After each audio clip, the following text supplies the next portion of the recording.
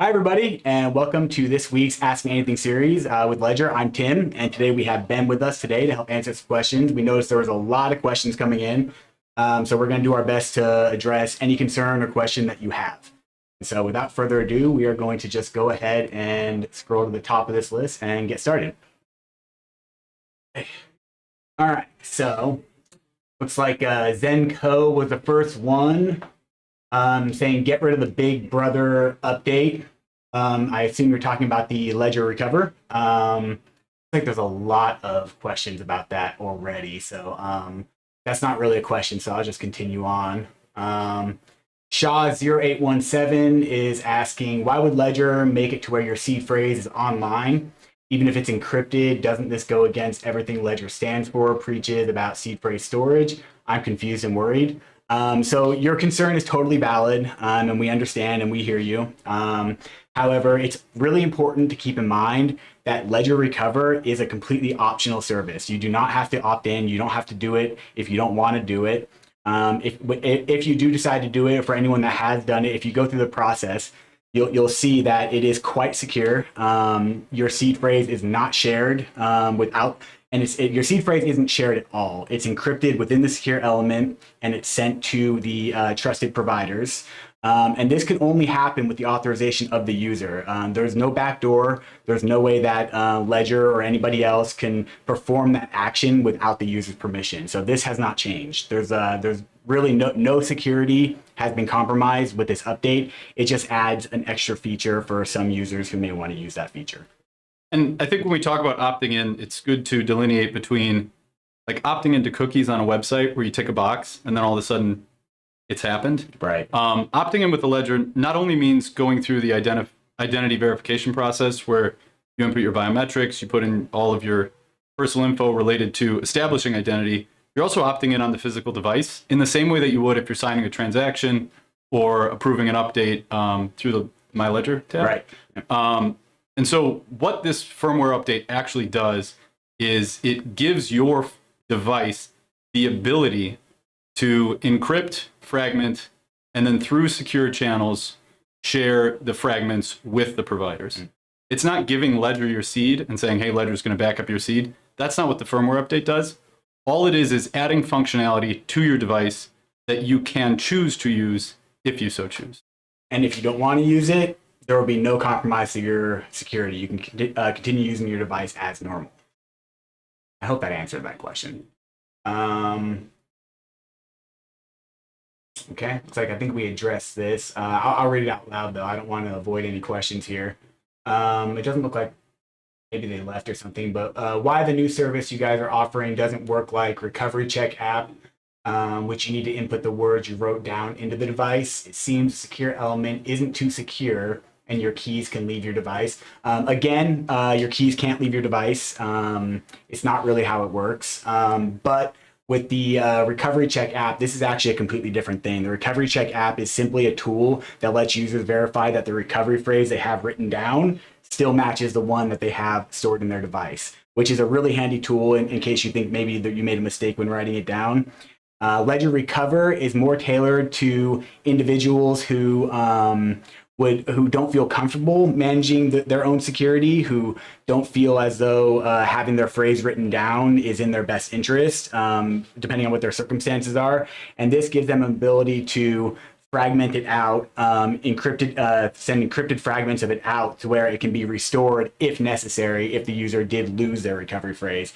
Because remember, the Recovery Check app won't help you if you lost your recovery phrase, if you don't have your recovery phrase. It's important to note, right? Like, we still want you to have your recovery phrase. You'll still be given your recovery phrase when you set up your device. Recover provides you an opportunity to back it up in a way that we know is secure, right? Yes. We've created a very robust infrastructure that allows you to encrypt and share through encrypted channels the fragments. But ultimately, it's there for people who maybe they've lost their seed in the fire, maybe they've lost it to water damage. Steel plates are great. Steel plates protect you against those things, but if you lose the steel plate, it's gone. And we, over the years, have seen countless customers come in and say, I've lost my recovery phrase, I've lost my device, what can I do? And we've had to tell them, sorry, there's nothing you can do, it's gone. Yeah. So for years, we've had to tell people that. This is an optional additional layer that you can add to protect against those potential situations. All right. Okay, so we got 11th. I'm not going to try to pronounce your name. I apologize, but let me just go ahead and read your question. Hello, I request your urgent help. I sent 87.128 coins over the ETH ERC20 network from Binance Exchange, my Ledger Nano S Plus wallet, which I bought from you, but my 8 coins were lost. Ben, do you want to? Yeah, I think this could mean two things. I think the most likely thing is that it appears as though your ape coins have been lost, but perhaps they've either been sent. It sounds like you said they're over the ERC20 network, so ostensibly they were sent to an Ethereum address. With Binance, it's possible that you sent to an Ethereum address, but on the Binance Smart Chain, that's something you have to toggle on Binance. And if those tokens were sent on Binance Smart Chain, you can recover access to those using a third-party wallet like MetaMask, or potentially by adding a Binance Smart Chain wallet in Ledger Live. I'm not sure. I'd have to check if we have it on. We can totally check that real quick. All right, so here, let me switch over to the view. Generally speaking, your Ledger addresses, right, and what you see in Ledger Live will portray balances for certain tokens that we've integrated, but it's entirely possible to secure tokens that are not supported in Ledger Live with a Ledger address. And so sometimes when you're sending a token from an exchange, if Ledger Live does not support the token, you won't see it. But on-chain, you still have those tokens. So there are other ways you can work around this. Obviously, we can put in a request for a token integration. Yeah. But there are definitely ways that you can work around this using third-party wallets like MetaMask. Yep. It doesn't look like ApeCoin is supported as a BEP20 token. So if you did send it over the Binance Smart Chain, you won't see it in Ledger Live. So yeah, you'd want to go with the MetaMask route. Yeah. If it was indeed sent on Ethereum, I would encourage you to first update Ledger Live and make sure you're up to date. Yep. And clear your cache. Yeah, I know ApeCoin came recently. Yes. And then, clearing the cache is a great way to force resynchronization of your account balances. Yep. All right. Let's see. So Kenyon Levy is saying, in need of a live, real person customer service. We are here. Go ahead and drop your question that you have in the comments, and hopefully we get to it. We should, yeah. If you want to chat with an agent, though, one-on-one, if maybe you don't want to share your concerns in the thread, we do have agents who are live chat available. You can go to support.ledger.com, interact with the widget in the bottom right corner, chat with one of us right now. Yep, we are live. All right. Let's see. Flynn's Arcade is saying, let us return wallets, get refunds, hardware vulnerable to firmware options. Such attitude might as well stick with fiat bank. Your concern is definitely, valid, but as we've already addressed, this did not compromise your security in any way. And we are not accepting returns for devices for this reason. However, if you're having a malfunction with your device, then we can discuss possible replacements, or if you purchase it within 14-day purchase window, you can definitely get a refund, no questions asked, if it's within that window. Okay. This might be a good question for you, Ben. McLovin, the Irish R&B singer, really cool name, by the way, is asking, how does a ledger recover work if a seed phrase uses the passphrase feature? Oh. This is actually a great question. This is a really good question. And something, when I first heard about Ledger Recover, something that I'd thought a lot about, because ultimately it's understandable that people aren't super comfortable with this new idea, right, of sharing fragmented encrypted seed via secure channels to our backup providers. But what's cool about Recover is that you can use our passphrase, the 25th word, as some call it, to add a layer on top of things. So for those of you unfamiliar with the passphrase, you essentially take an arbitrary string that you pick, letters, and numbers, a word that you assign within your Ledger device, tag that onto your initial recovery phrase, and this acts as almost a new recovery phrase. You can derive new accounts that are totally inaccessible with just the 24 words. And so what you can do with Recover is you can back up your 24 words using Recover, but have a passphrase on top of that, such that your 24 words are backed up, but still only you know the passphrase.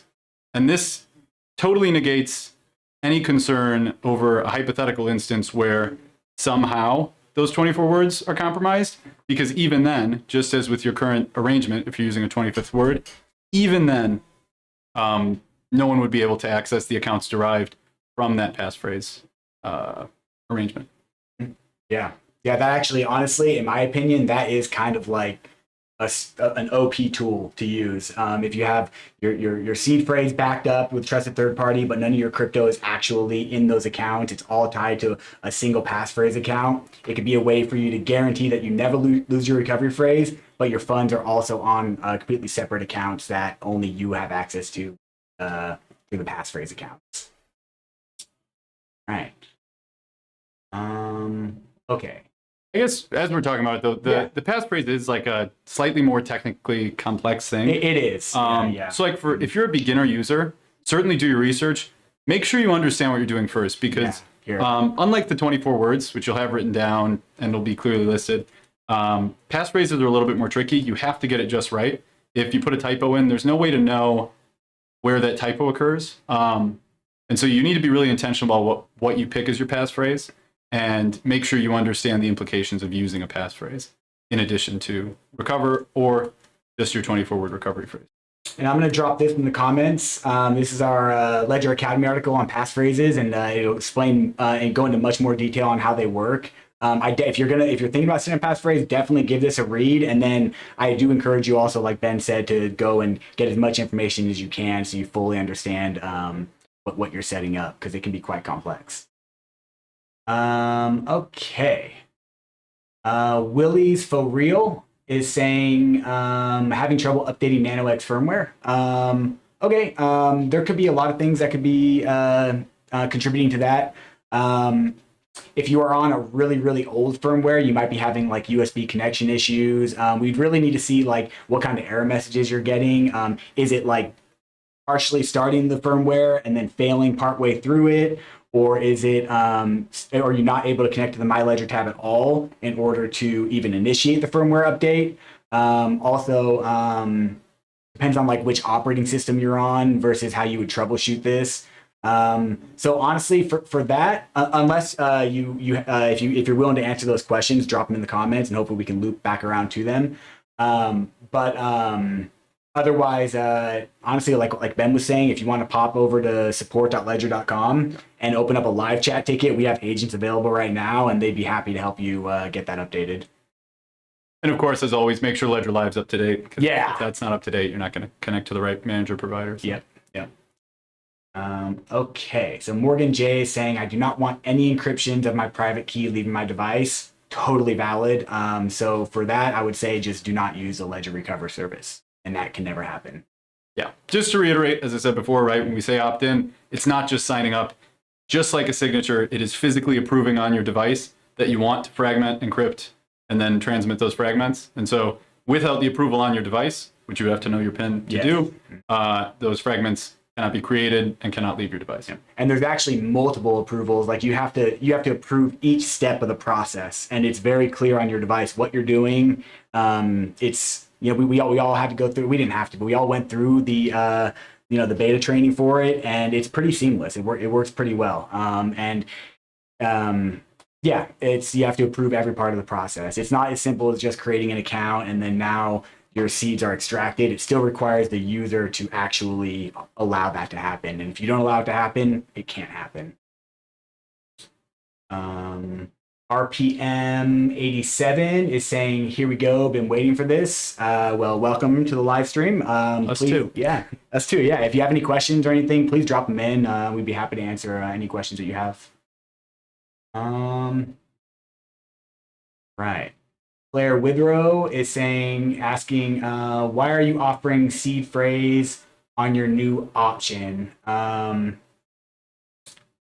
So I think that's probably talking about recover as well, but I'm not really sure. Because the seed phrase is always part of setting up a Ledger device. And any hardware wallet. Yeah, any hardware wallet, any software wallet, any crypto wallet, any HD wallet, really. Okay. Jay came to saying, I'm never updating my Ledger. You sellouts. Okay. You're entitled to your opinion, and you don't have to update your Ledger if you don't want to. It is important to note that not updating your Ledger over a long enough time scale can result in loss of or diminished functionality, diminished compatibility with new apps that are published. The firmware has to be updated to support new functionality that new apps might need. So. All right. All right. RPM87 had another comment. If you have any questions, like if you would like to know any more information, let us know. But I'm going to go ahead and move on. David Narcissus is saying, is asking, are we wrecked backdoors? No, absolutely not. There's no, this isn't a backdoor. Ledger, like we just explained, Ledger, no employees from Ledger or any of the other providers are able to access your seed, access your recovery phrase. It's just not the way the program works. And so no, there's no backdoor that's been put in. There's no access by anyone other than the user. Only the user can allow this to happen if they so choose. I like to think of it as like we've added functionality to the tool. It's always been a tool that you can use as you wish. You can approve things as you wish on the device. And so we've added the functionality for you to approve participation in Ledger Recover should you choose, right?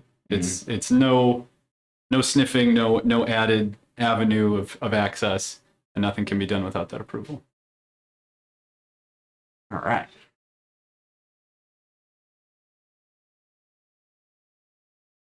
All right. I'm going to skip past these comments.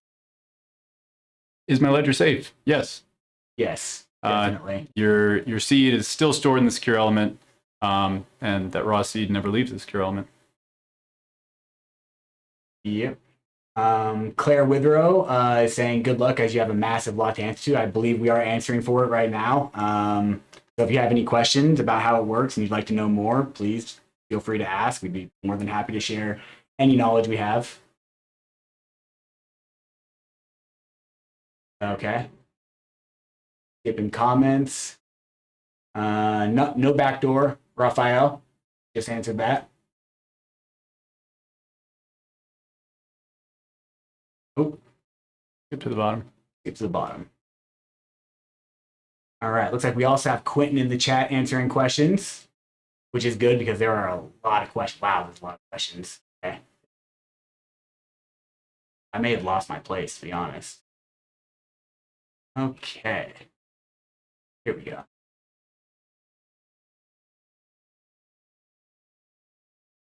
Okay. So Rich is saying, open to public audit on the source code is your only recourse. And Raphael is also saying open source. Do you have any thoughts on that? Well, there are aspects that are closed source. That's a known thing about us. Part of that comes down to agreements that we have with other parties, I believe that are involved, the secure element. And so obviously this has become a big part of the discussion, and it's something that is actively being talked about. But as tech support, it's kind of beyond our scope to make the decision to make it open source. And all I know right now is that the fact is that it is not. And I understand the calls for open source as well, right? Like people, the community feels, it would seem, that this product goes against their prior conception of how the recovery phrase should be stored. And so reasonably so, people want to understand better the product, and more education is coming, a lot more documentation is coming. So stay tuned for that. And we will provide as much code as possible related to Recover for people to check out. This will come in time. Also on that, I would just like to say one more thing, that there's a lot of fear around this. I can see in the comments, and from what we've seen on Twitter. But it's important to understand that the space is changing, and like this is a good step, and it's something new, and it's totally optional. Like you don't have to do it if you don't want to, but it could potentially provide another way for a different class of crypto user to come into the space. And so there's a lot of people that are not willing to take on their own security of their assets. They don't trust themselves. They don't trust exchanges, so they're just not coming into the space. So this could potentially be a way to allow more people to feel safe in this space. And for those who do not want to use the service, please, by all means, do not use it if you don't want to use it. So it's really out of function without loss of security, right? Yeah. The secure element is still as secure as it was before this firmware was rolled out. Yes. And all of the meat and potatoes of fragmenting and encrypting happens on the secure element as well. So that functionality is added for those who want it. If you don't want to use it, don't use it, and you still have a secure element that is just as secure as before. Yep. Yep.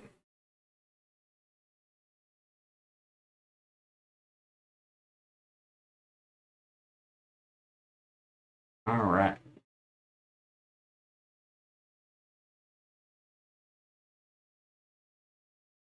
Skip again. Okay, here we go.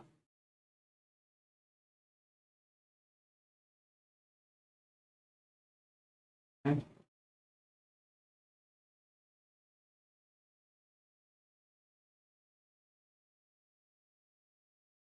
Okay. RPM 87 is saying I'd redelegate anything y'all have from Ledger Figment validators as well. That is your choice. However, this is kind of that's kind of a different discussion from this. Yeah, so like the validators you choose are not going to really have much to do with what we've been talking about as far as recover and the sharding of the seed phrase. North Korean hackers will love this update. I mean, they're welcome to try, but so far Ledger devices have not been hacked, and nothing's going to change from this update because the security still remains the same. Yeah. And when the fragments leave your device, right, they've already been encrypted once on the device before being fragmented, right? The seed is fragmented, or sorry, the seed is encrypted, fragmented, and then an asymmetric encryption channel is opened between the secure element and the destination, right? The backup provider where it's going to be stored. Each of those channels is uniquely encrypted. So it's a different key encrypting the information traveling through those channels. And because of that encryption scheme, anyone that's observing what's going on in the middle is just going to pull useless information without the ability to decrypt it. So North Korean hackers that are somehow snooping on that connection would just be pulling arbitrary nonsense. And likewise, you need multiple fragments to combine to decrypt. So you'd have to decrypt multiple fragments from different channels and then decrypt them again. Yeah, and then they all decrypt it again within the Ledger device. So it's, yeah. All right. Looks like we're back up.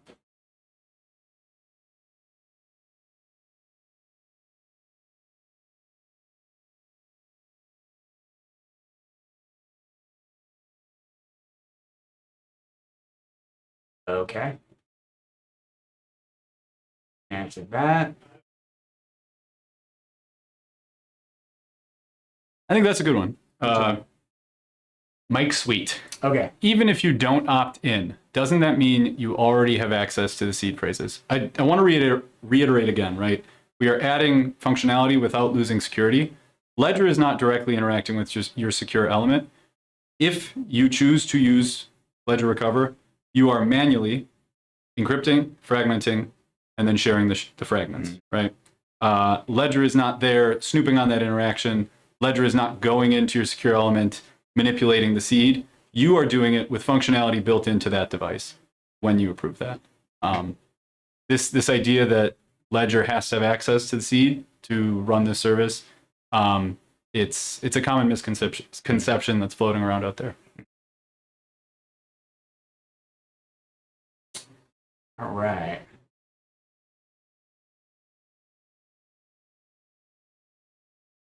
Rpain's asking question 3, are you opening up all units for data retrieval? Question 4, may we opt out of this unlock feature? So I'm not sure what you mean for opening up all units for data retrieval, but yes, you can opt out of this feature simply by not using it. It would require you to set up an account and then go through the process that we just described. So if you don't do that, then it will have no impact on your device whatsoever. And when you say all units, if you're asking about Nano X, Nano S Plus, maybe a Nano S or a Ledger Blue, no, it is currently just on the Nano X that this is supported.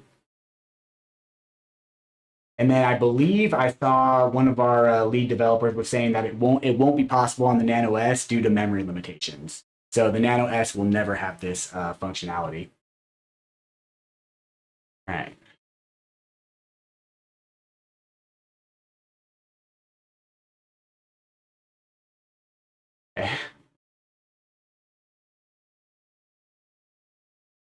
OJ is saying you cannot mitigate against bad actors within your organization is ludicrous.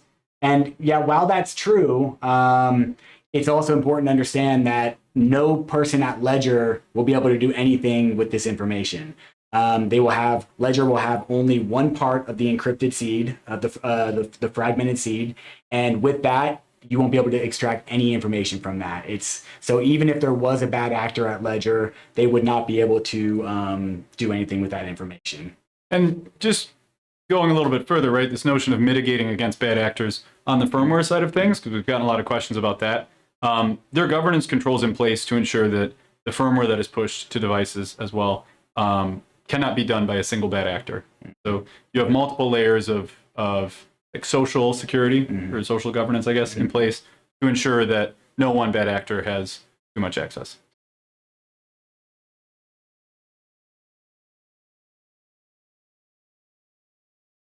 All right, it's saying you say the device is not connected to the internet, and then you also are able to access a seed phrase with the same device. How do I know sometime in the future Ledger will not take my seed without my consent? So basically, I mean, that's a tough question, but basically, it's not going to happen. You may have seen some posts where it was mentioned that technically bad firmware could potentially extract a seed if loaded on your device, but like Ben just described, we have so many processes in place to prevent that from happening that it won't happen. It's not going to happen. And I think to touch on the notion of like the device not being connected to the internet, all of the important business happens offline. So your seed is generated randomly using a high level of or the highest level of randomness in the secure element and offline. That secure element keeps all of the sensitive data offline in a secure space, but obviously your device can be connected to the internet. You've updated your firmware, you've installed apps, you've signed transactions and submitted them to blockchains. So there is some level of communication that is possible. The system itself, necessary, in fact, the system itself is designed in such a way that all of the sensitive information is never exposed to the internet. And that remains true with Ledger Recover. Everything that leaves a secure element is double encrypted.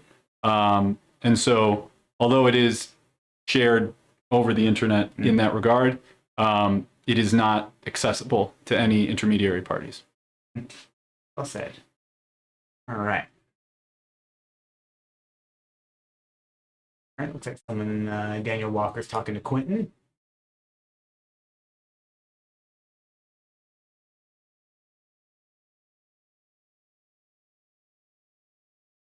I think we already talked about the open source versus closed source and what's possible. We can't really touch too much on that. Okay, cool. All right, what's this? Thomas Daria saying, please clear the air ASAP. If my key phrase is available to everyone, even in shards, I will pull my entire $1 million portfolio out.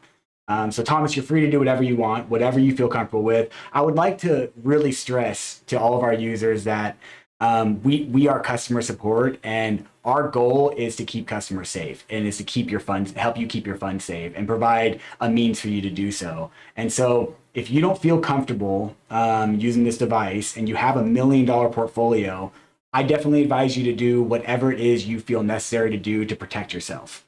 But speaking to their question of clearing the air, right? Yeah. Your recovery phrase in your device is still as secure as it was before this firmware update. Opting into this service does not expose your recovery phrase to the internet at large. Yep. And the system that is in place to transmit the shards, fragments, if you so choose, is double encrypted end to end in a way that any intermediary party could not intercept that information.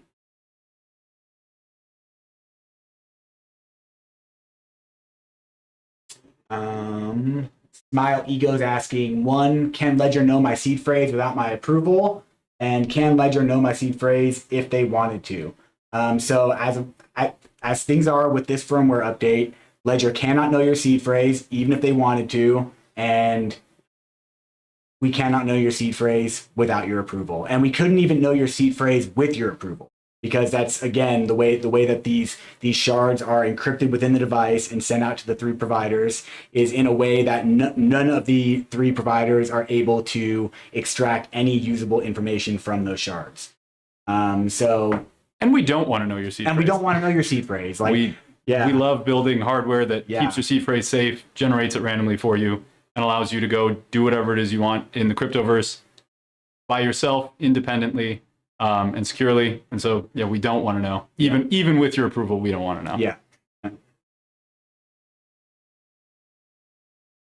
Okay.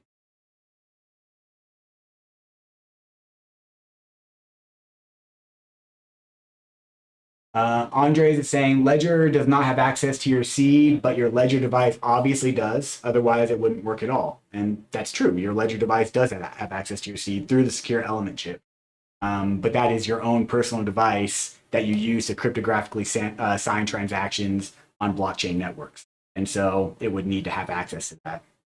The entire idea of your digital identity, your ownership of your accounts on a blockchain, comes from your ability to prove ownership of your seed. We derive public accounts from that seed, and then you use your seed to derive private keys that can sign from those accounts. And so what your Ledger device does, generates that randomly offline, secures it in top-of-the-line hardware, and then allows you to prove ownership without exposing that seed to the internet. So you've been doing that all along. And yeah, that's core concept. Yes, absolutely.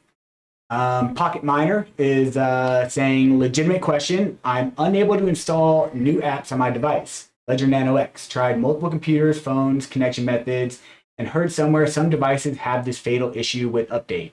Actually, I think that isn't there a thing with the Nano X? There's a limited use case that can lead to that. There was a very brief period in which an app caused an issue with the ability to install other apps. It was the Bitcoin app. It was back in November, December, and we very quickly reversed and then patched that issue. But if your device is having this experience and you're unable to install new apps, despite knowing that you should be able to, reach out to us at support.ledger.com and we can evaluate and potentially get a replacement for that. Definitely, If that is indeed the case you're facing, we will replace that device. Yep. Right.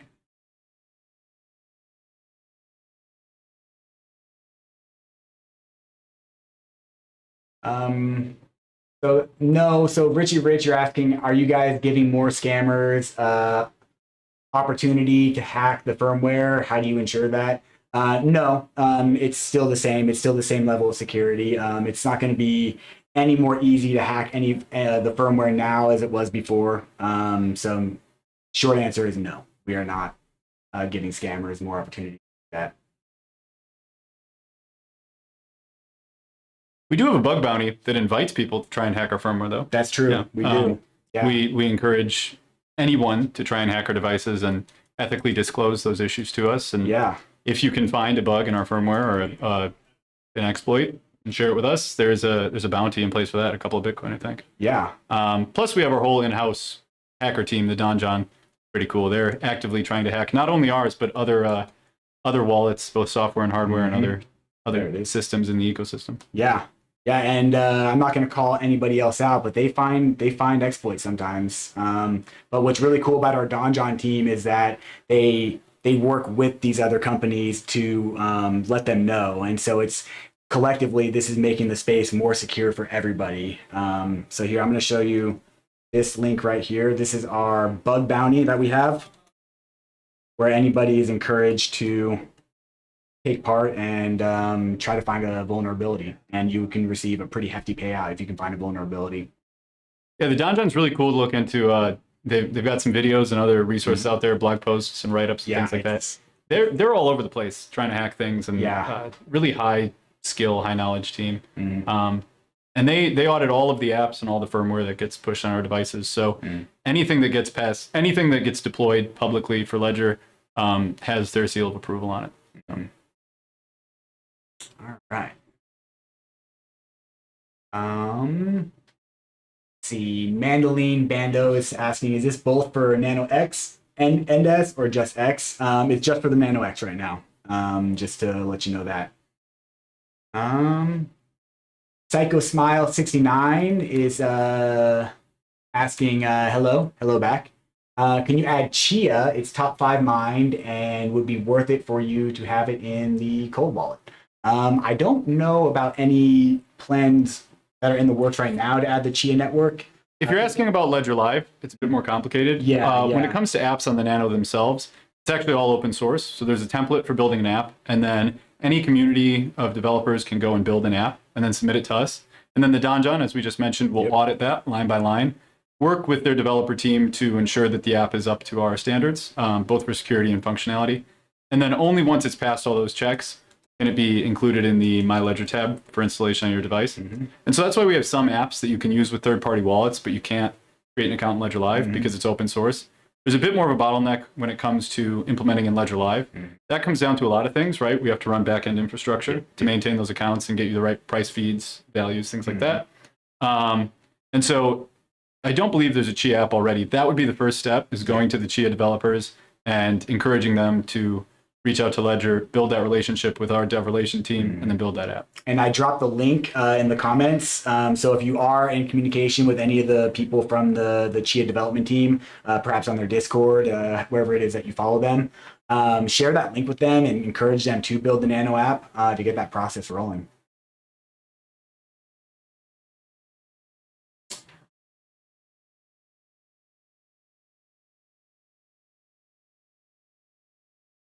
Smokey's asking, question regarding Recover. Were you surprised by the amount of negative feedback you got?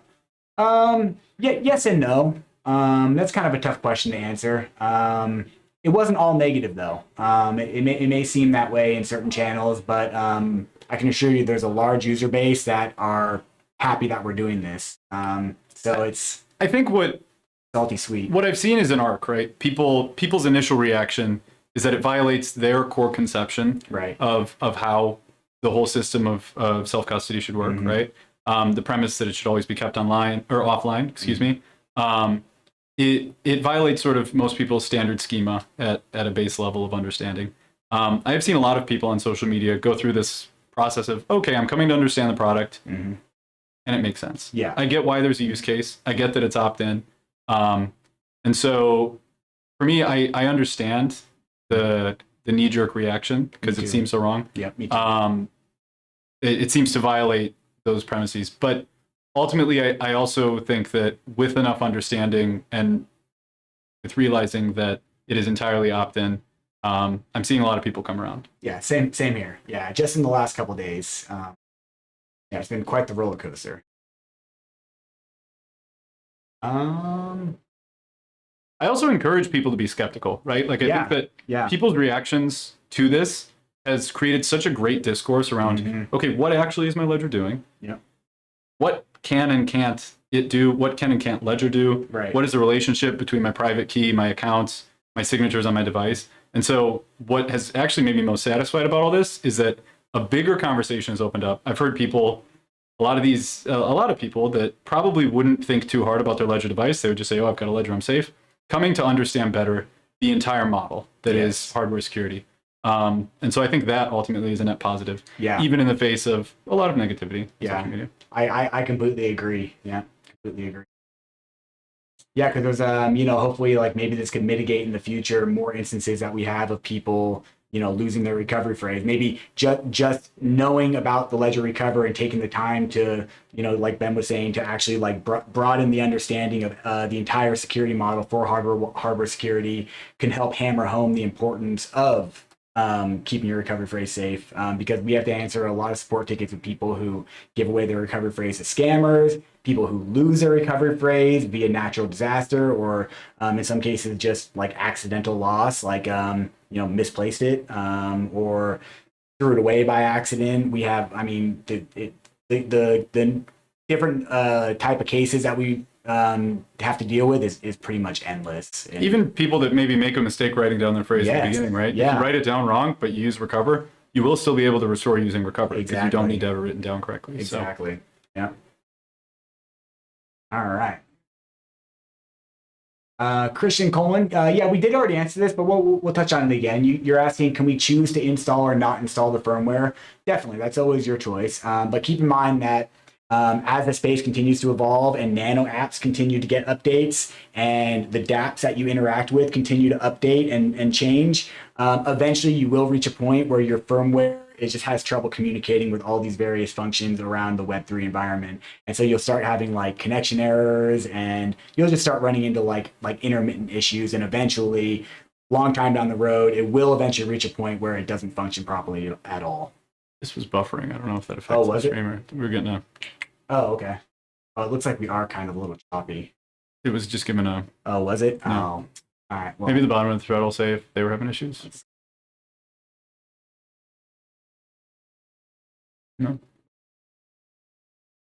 All right. Sorry. Oh yeah, sorry about that, guys. We're just making sure that we're coming in Making clear sure you can for hear us, yeah. yeah. All right, let me scroll back up. I don't want to miss anyone's questions. This is an important live stream. All right. Ugh, I have totally lost my place. I'm so sorry. I'm just gonna start from right here, and I hope that we didn't skip too many questions. We are also past the midpoint of this live stream. So, right. Okay, so the Shaolin015 is saying, but you are changing the security because you created a new way to extract it. It's literally less secure. Yeah, you want to, we have touched on this, but let's fundamentally, the security model doesn't change. Your secure element has always been able to interact with your seed and pass information from that interaction out. And so in that regard, it's the same same channel that's being used, if we'll call it that. What is being done with your seed on the secure element is different, but there is no new channel or means of transmission. Your secure element has always been able to interact with your seed, generate a cryptographic signature, and then pass that out. That's how you sign transactions. So it's not like we've created a new door by which Ledger Recover comes in and just grabs your seed, cuts it up, and passes it out. That's not what's happened. So fundamentally, all of the critical interactions still occur on your secure element. And so in that regard, if you trusted your secure element a week ago, you can still trust it today.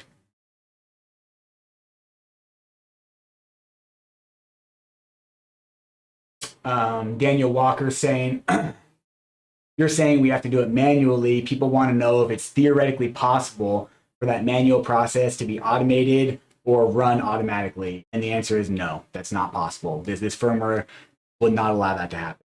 This update would not allow that to happen. And it comes down to your device, right? The same way that your buttons on your device are like wired in along with your screen to the secure element, you have a trusted display. And so even if you're interacting with a malicious fake Ledger Live that's saying it's doing one thing on a transaction, or any malicious website, you can always trust your device to tell you the truth.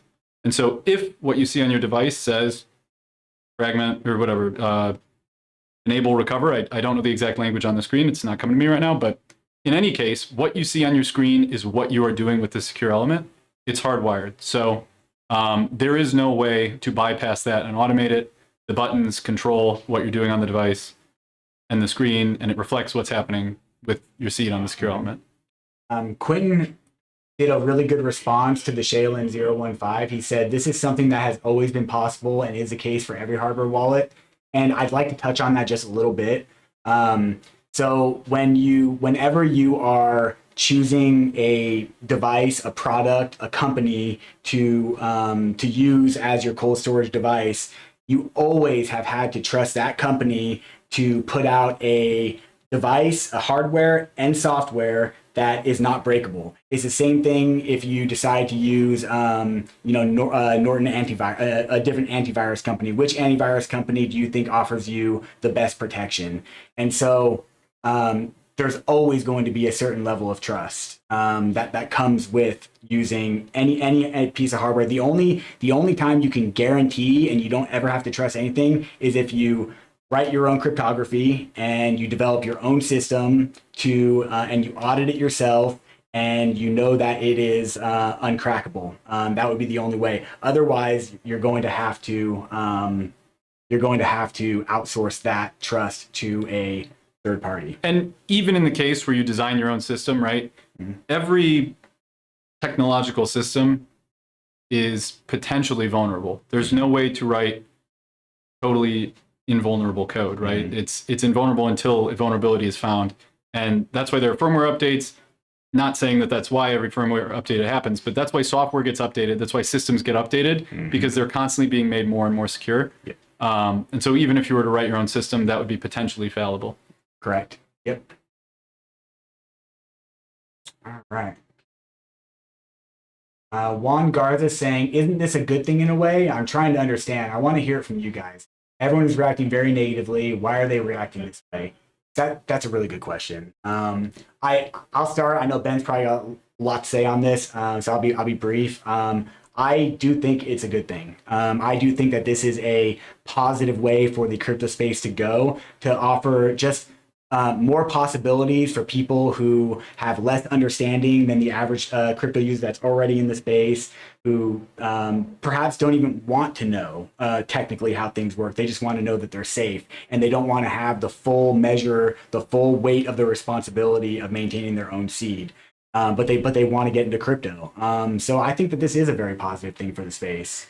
And I think that people are reacting this way because, you know, in a way, it does go against the ethos of not your keys, not your crypto. In a way, it does go against like the ingrained mindset of the hardcore cryptoverse. You know, the hardcore crypto users who have been in the space from the get-go or for years and have this idea of how things should be, and are not necessarily looking towards, okay, well, how can we make this even better? How can we expand on this? That's my own opinion. Yeah, I think ultimately it is a good thing. As we mentioned earlier, we see people who have lost their recovery phrase, lost their device, and lost their funds, right? So that is a known issue in the space. That is an issue that comes with having your seed phrase on a piece of paper or steel plates. Mm-hmm. Ultimately, the negative kickback is, it's a violation of people's schema, right? Their notion at face value of how things work. Mm-hmm. Because up until this point, it has been trust yourself, never share your 24 words, and always keep things offline, right? Which still remains true. And that remains true, yeah. That's the point, I think, is that people see this as violating those premises, but upon closer inspection, you realize that you still are the only one that has your 24 words. Mm-hmm. You're the only one that has your full seed. You're taking pieces of the seed that are encrypted, sharing them with other parties. None of those parties can use those fragments to access your accounts. They're useless. Those fragments are useless. It is only with all of your IDV checks and when it returns to your device that those fragments can be reassembled and decrypted to get your seed. So in that regard, it is still only you that has your seed. Mm-hmm. But I get people reacting. I totally understand. Yeah. And I'm empathetic towards it. This is why we're here right now. This is why we're answering your questions, because I think ultimately just understanding this, like we were just talking about a minute ago, this is forcing these conversations to take place now. This is it's a market mover type of situation where now it's like, you know, it's going to redefine how people look at how people look at their hardware wallet. It's going to change the nature of people's relationship with their hardware wallet, and it's going to deepen their understanding of what they can and cannot do safely with their hardware wallet. So I think it is a good thing. And it's going to boost the confidence of a lot of people. It is. Right? There are people who are hesitant to set up a wallet because they've heard stories about a guy with 100 Bitcoin losing his hard drive. Right. It's gone. Right. Exactly. This is a confidence boost to as many people as it is maybe a confidence shaker at first glance. Yep. And so all reactions are valid. I encourage anyone reacting in any way to do their best to educate themselves, to come to these live streams, ask us questions on Twitter, and keep an eye out because we've got a lot of educational materials that are coming out very soon for the community. Yeah, we are working on this. We're taking this very serious. Let's see.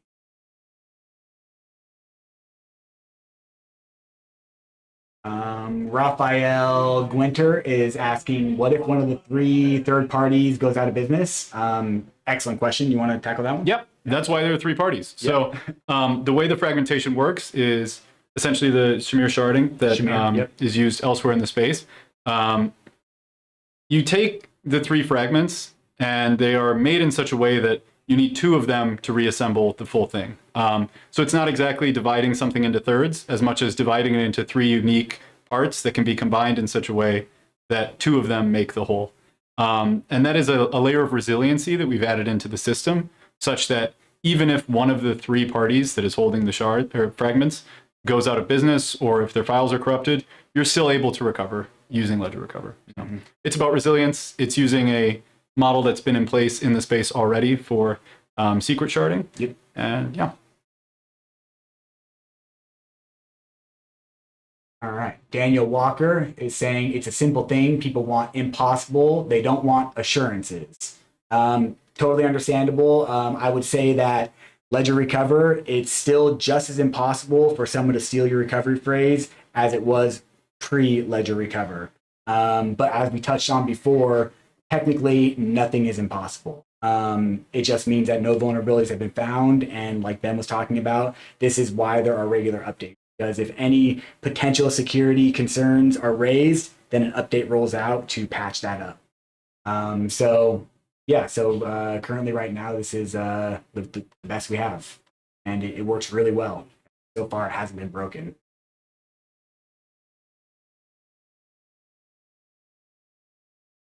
Okay.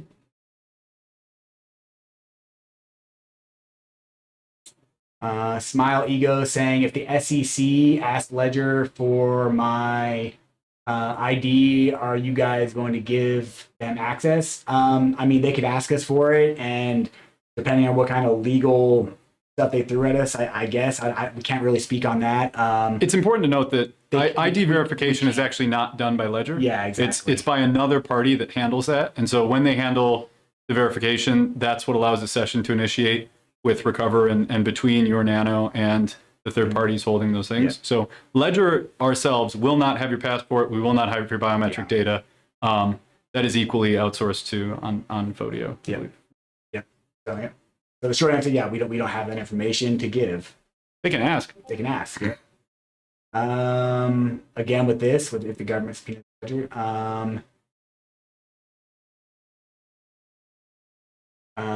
so GQ4362 is saying if I install the new firmware, does the seed get sharded automatically regardless if I opt in? No.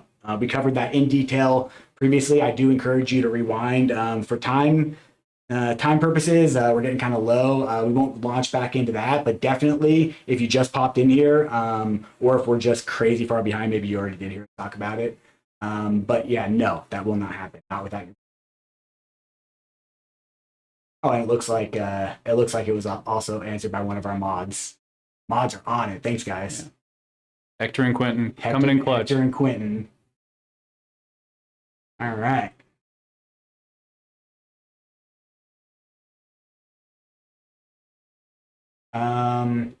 Let's see. We are running low on time. If you see a question you want to grab, we're gonna have to probably start cherry picking. Just because we're running really low on time. Do we want to maybe scroll down a bit and see if there's any responses to things we've said? Yeah, let's do that. Just to make sure that we're backing up and restoring your seed phrase using a ledger. Okay. Technically, when you're initiating the recover process or when you're setting up with recover, nothing happens in the Ledger Live app. There's a different piece of backend infrastructure that coordinates the interactions between the ID verification provider, the third-party providers that store the fragments, and like Ledger's backend. So in the same way that when you connect to the My Ledger tab to install apps or firmware on your device, you're not actually doing much in Ledger Live. It's a portal. What you're actually doing is connecting to the Ledger Manager backend and installing directly there. So to the question of, is Ledger Live involved? Really just an interface where you click buttons. All of the actual connection is happening more with secure backend and through secure channels with those third parties. Emmanuel Lorenzo Diaz saying, hi, I was able to pick up a lost Ledger wallet. Can I use it to recover the wallet? So yeah, you can import a recovery phrase into any wallet. So even if it's a previously used one. I think he's asking about Ledger Recover. Okay. If you come across someone else's Ledger wallet and you want to try and use Ledger Recover to extract the seed, it's impossible. As we've sort of tried our best to emphasize, the security model stays the same. And what we mean by that in this case is you still need access to the device PIN in order to unlock the device, in order to opt in to Ledger Recover. And so if you were to come across my nano, you would need my PIN in order to initiate recover if it hadn't already been initiated with the device. And if I had recovery set up, if I already had it set up, you obviously would fail the IDV.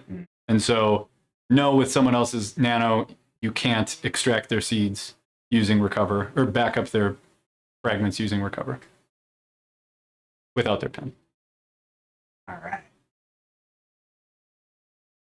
Feel free to grab one.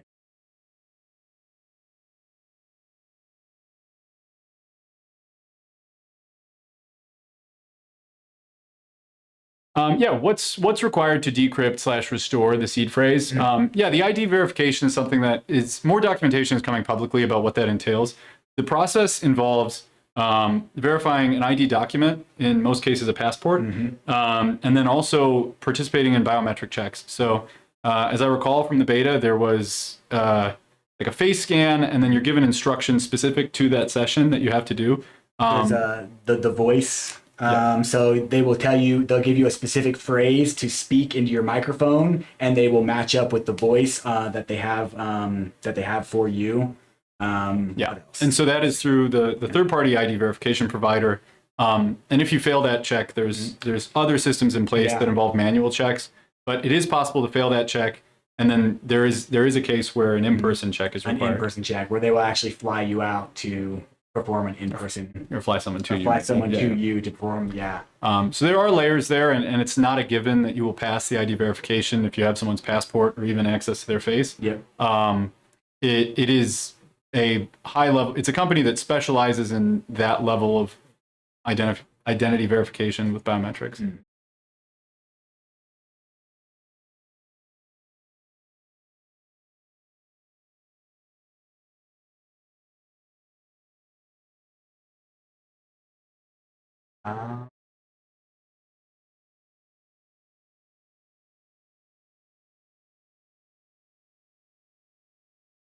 Hey.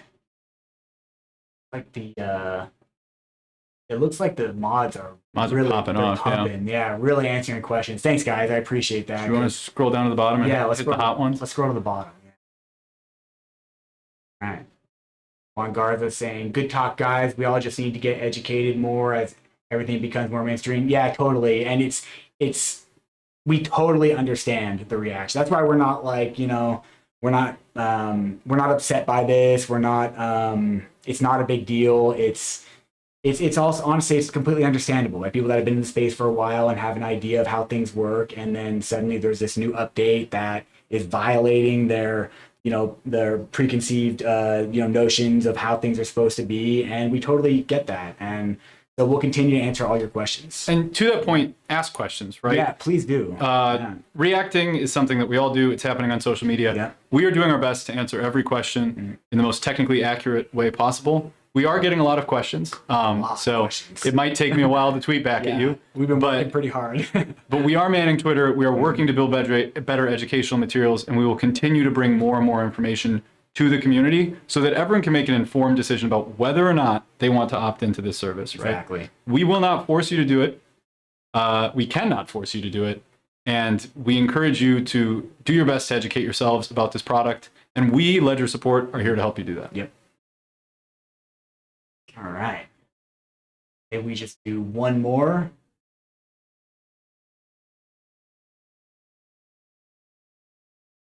Can this become mandatory KYC in the future? That's it. No. So Ledger Recover, provided by CoinCover, is a third-party service that you have to opt into. It is not in any way tied directly to your experience as a Ledger device owner or your interactions with Ledger Live. It is only if you choose to use CoinCover that you perform ID verification to link your identity to the fragments. Note that it isn't KYC in the terms of like an exchange or any sort of financial service provider, and associating your identity with your fragments does not associate your identity with your accounts. So any accounts that are derived from your seed can't be accessed with those fragments. So even if you perform IDV, even if you use Ledger Recover, your accounts that are backed up by Ledger Recover are not associated with that identity. Yep. All right. When are you guys putting logging in with Facebook? That'd be my last question. There's a good meme going around. Is there? Yeah. Yeah. All right, I'm gonna have to check that out. Not yet. But never. Yeah, never. Yeah. I haven't gone on Facebook in years. Yeah, me either. I don't even think I. Yeah. All right, cool. Well, I think that's pretty much all the time that we have. We're at time. I really hope that we were able to answer some of your guys' questions. I know that this is really hard on a lot of our users, but we're going to continue to be here in these AMAs, we're going to continue to be here on live chat. We're going to continue to be here through email. If you have any other questions, please don't hesitate to reach out to us. Like if you want to know more about how this works, and as Ben was saying, we are going to be pushing out a lot of information in the very near future that will shed a lot more light on this. So please follow us on Twitter. Yeah, I guess. I think one thing to say, right, is as we're going through this, as Twitter continues to consume this, Reddit, the internet, Yes. you individuals continue to consume this. In the same way that we say don't trust, verify with all things crypto, I encourage you to do the same with Twitter and with social media. There is a lot of misinformation going around.